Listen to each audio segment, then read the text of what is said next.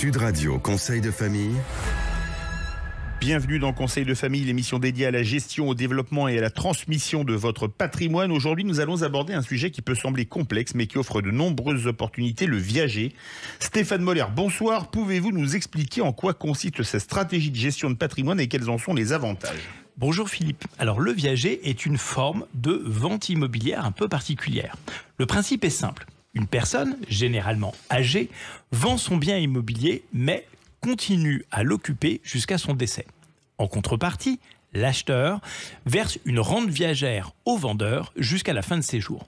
Cette rente complète un paiement initial connu en France sous le nom de bouquet. Quels sont les avantages de cette stratégie ?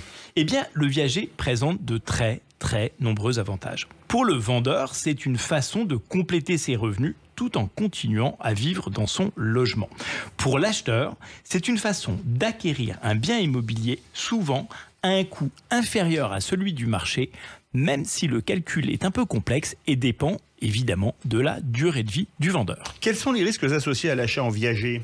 Alors, l'achat en viager comporte un inconvénient principal qui est évidemment celui de l'incertitude liée à la durée de vie du vendeur. En effet, la rente viagère est versée jusqu'au décès du vendeur. Donc, si celui-ci vit plus longtemps que prévu, eh bien, l'acheteur continue de verser cette rente, ce qui peut présenter un coût important. On a tous vu le film Le Viager. Oui. Cependant, il faut rappeler que le prix d'achat initial est généralement très largement inférieur à la valeur du marché, ce qui peut, en général, très largement, là aussi, compenser le coût de la rente sur du long terme. Quels sont les points de vigilance à avoir en tête lorsqu'on envisage un achat en viager ? Eh bien, il est important de bien comprendre le fonctionnement du viager et de faire ses calculs avant de se lancer. Il faut notamment prendre en compte l'âge du vendeur, le montant de la rente, le prix du bien immobilier et l'évolution prévisible du marché immobilier.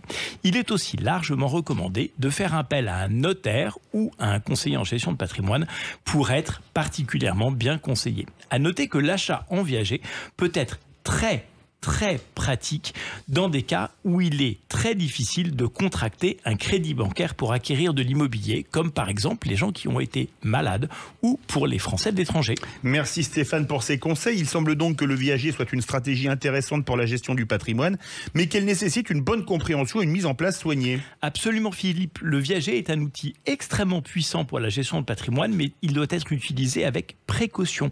Il est essentiel de bien comprendre les implications juridiques et financières avant de se lancer dans ce type d'opération. Le Conseil de famille reviendra demain avec un nouveau sujet d'actualité en matière de gestion de patrimoine. Retrouvez nos chroniques quotidiennes sur le site de Sud Radio, sur la chaîne YouTube de Sud Radio et posez vos questions sur le site de conseildefamille.com. À demain. À demain Philippe.